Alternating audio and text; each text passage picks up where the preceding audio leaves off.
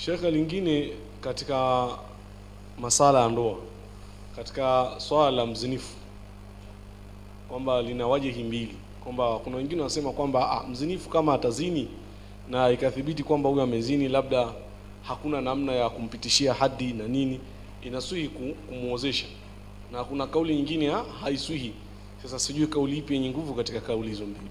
Inasihi kumuozesha ikiwa, lakini atamuoa mtu mfano wake ile atakapokuwa ametubia kwa Allah tabaraka wa taala, akaacha zina na akasimama katika mstari wa sawa sawa, taba wa aslah, akawa amefanya uzuri katika, akarudi katika mstari wa sawa sawa, ataoa mtu mwingine yote ambaye katika mstari wa sawa sawa, kadhalika mwanamke. Lakini kitu kikubwa ni tauba sawa sawa kwa Allah tabaraka wa taala. Wallahu a'lam. Wallahu a'lam. Naam, shaka mimi swali langu la mwisho pia itakuwa nje ya mada. Nadhani unafahamu hali yetu ya Tanzania hasa ya kidawa.